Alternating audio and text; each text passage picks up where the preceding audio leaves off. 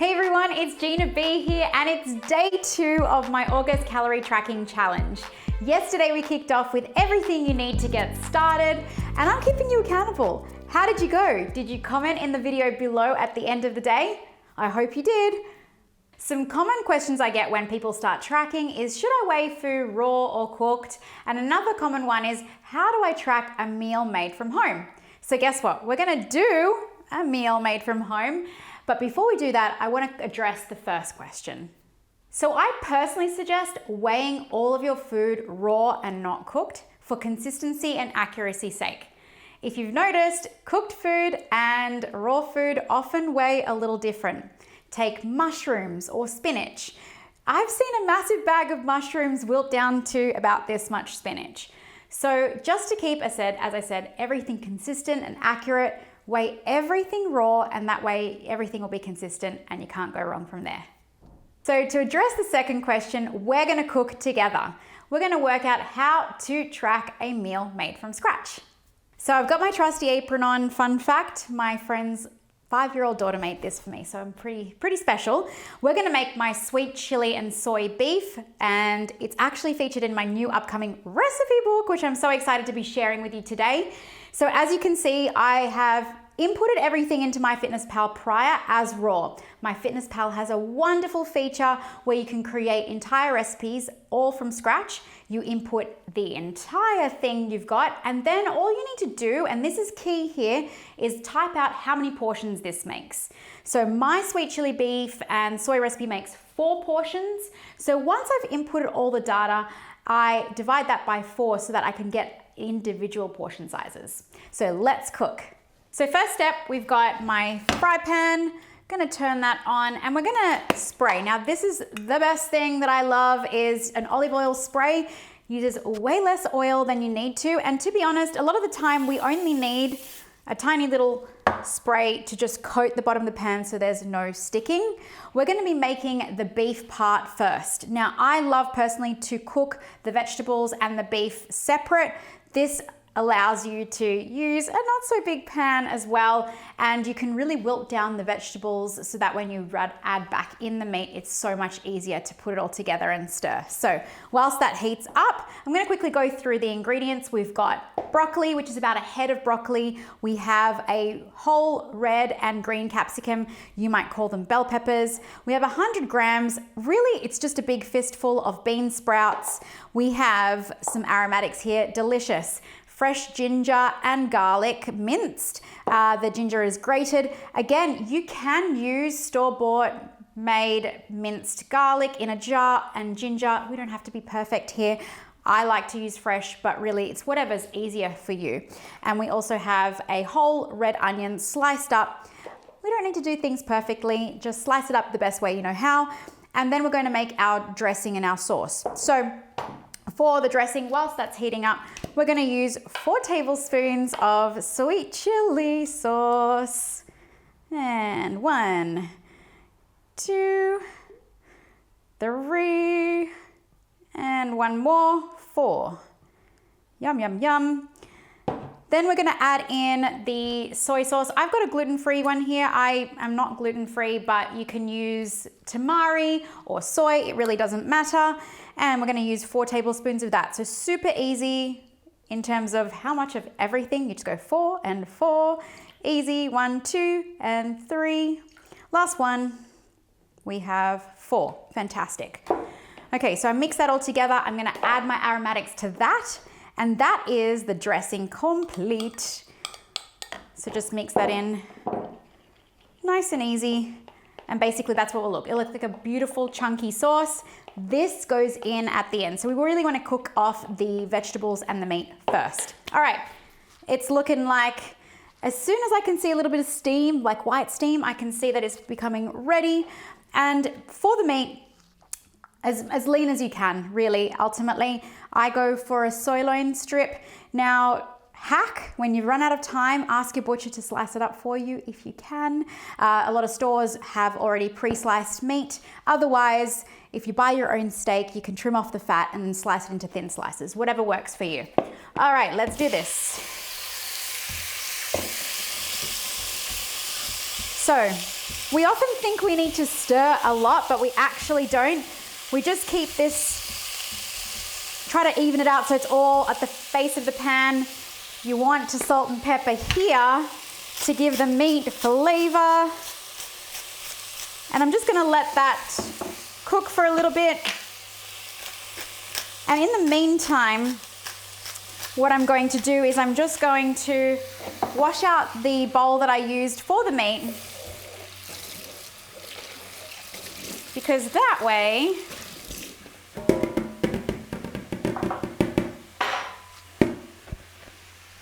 you can just pop the meat back in there whilst when you want to cook the vegetables. So nice and easy there.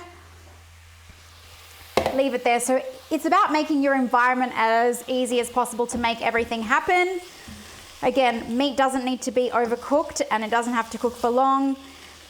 Once it's brown and mostly cooked, that's when you'll add all the veggies in to saute them off. Now, if you're vegetarian, if you don't like steak, this recipe honestly is so versatile. You can substitute any protein, but protein is key. So tofu can be used instead, prawn, or you can call them shrimp.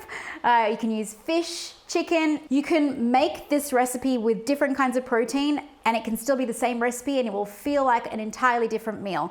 That's the best thing. For weeknight dinners, it's all about ease, as least amount of ingredients as possible. That's what goes well in my household, and I think that will also go well in yours. All right, it's time to pour off the meat because it's pretty much cooked through. Now I am gonna drain that because I want my sauce to be not so runny, okay? I'm gonna respray that, just one little quick spray, and then I'm gonna pop in onion first. All right. Then I'm gonna pop in it really doesn't matter what the order is, but I kind of just like onion first because we also like to use aromatics first. Now, this is why I like to cook in 2 different batches, unless you at home have a much bigger bowl. I don't. This way things cook actually through. So I try to stir it as much as I can. Now you can see the amount of veggies I use as comparison to the protein. The more veggies you can use in any of your meals, even if they don't call for it, bulk it up, because more volume for less calories equals happy calorie budget. I'm not actually going to place much salt in this stage of the game because we are cooking with soy sauce, which is quite salty already as it is, so you don't need much more flavor other than that. Now, I'll probably get people going, what if you don't like broccoli or bell peppers or the vegetables that I've used? And I'm a big proponent of eat foods you enjoy. Hopefully there are at least 2 types of vegetables you do enjoy. You can substitute those as well. The idea with using broccoli is that it is volumizing again, and lots of fiber. Greens are good, okay? Greens are good. So keep that in mind when you are substituting vegetables, to try and keep at least 1 green veggie in there. You could use cauliflower, carrots, snow peas. Again, what I love about the recipes that I use in my recipe book is that a lot of it's substitutable, flexible, but ultimately we've got a really easy base. There's 4 ingredients in that base sauce. That is it. If I don't have time in the best of times, so making a quick weeknight dinner is key. And if you can chop up the vegetables before you go to work in the morning or the night before, that's going to make it more possible, and you're setting yourself up for success, you're setting your environment up for success. It's going to make it more possible for you to actually make this for dinner. Because sometimes when you come home from work, the last thing you want to do is chop up all of these veggies. So if you know that they're already done and dusted in your fridge, ready to go, when you come home and all you have to do is pop it all in, you're going to be more likely to eat healthy. Okay, so I'm going to just pour off the liquid in this. I like to use the lid as well. And it's time to bring that back. Now, as you can see, like there's a lot less here now, and so there's enough room for me to pour back the meat so everything can cook through and combine. I'm just gonna give it a good stir so it's evenly distributed throughout the vegetables. So gosh, this is looking good. Now, we're gonna add the sauce, but we're also gonna add the bean sprouts. Bean sprouts don't need to be cooked for a very long time. So sauce, delicious. And then we're gonna add the bean sprouts on top. This way we still keep all the veggies crunchy as well. Okay, so now we're mixing through.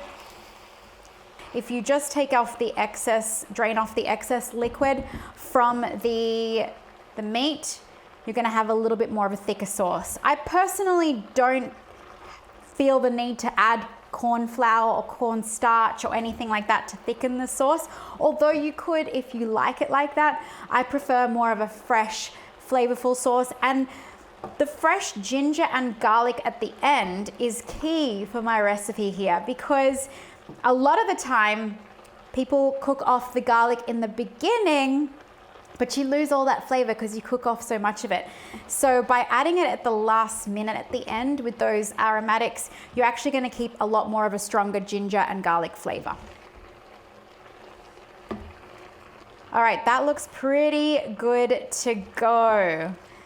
All right, I'm going to turn this off now. And this makes 4 portions. So coming back to, just gonna take that off the heat. That makes 4 portions. So coming back to how do you track that in MyFitnessPal or whatever app you're using, when you're creating that recipe, as you've already done the 4 portions, the first thing I instantly do once I've cooked that is I actually make up those 4 portions. Now, I will literally divide it like this into 4 quarters, and then I will portion that out into 4 containers. Is it gonna be accurate? Absolutely not. Some might have a little bit more meat, some containers might have a little bit more vegetable, whatever that looks like. But remember, it's all about the overall. The entire recipe you've already put into your calorie tracking app, so it's calculated all the calories for you. That will all even up after you've eaten 4 portions. So at the end of the day, you're still eating the exact amount of portions, exact amount of calories you've had for that entire recipe. Okay, last but not least, I do squeeze lime, fresh lime over the whole thing.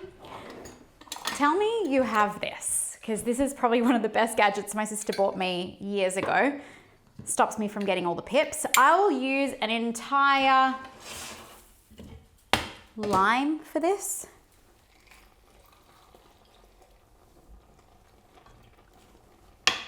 Perfect. And one more half. You can also add fresh flavors like coriander, delicious, goes perfectly, especially with Asian, Mexican meals, or a Thai basil as well would go really well with this. The added lime just gives it a little extra flavor, freshness, again, for not much calories. I'm all about flavor for as little calories as possible.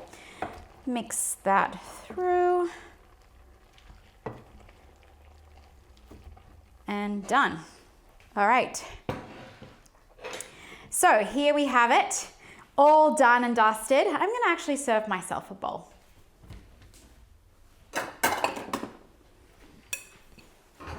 So again, I'm just gonna sort of divide 4 portions, but like I said, you're always gonna average out what you have there.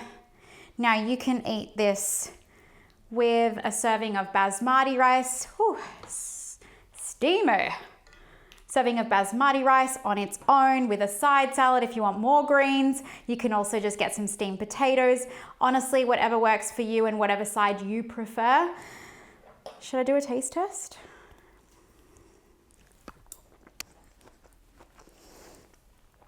It's bloody delicious. It's so yummy, yummy, yummy, yummy, yummy, fresh, full of flavor. And again, that's one serving. There's probably not exactly 100%, and I'm gonna leave you with this. When it comes to tracking your meals at home, strive for progress, not perfection. None of this is an exact science. You can only track as accurately as you possibly can, and doing something is going to be better than not tracking at all. So that is the key tip I'm gonna leave you with. Tomorrow's video is all about my 5 top tips for tracking when eating out. Okay, don't forget, you've got a movement goal to do, so click the playlist for today below, and I'm keeping you accountable. Have you commented on yesterday's video? I hope you have. I think I'm gonna have to leave you there so I can eat my dinner. All right, bye for now.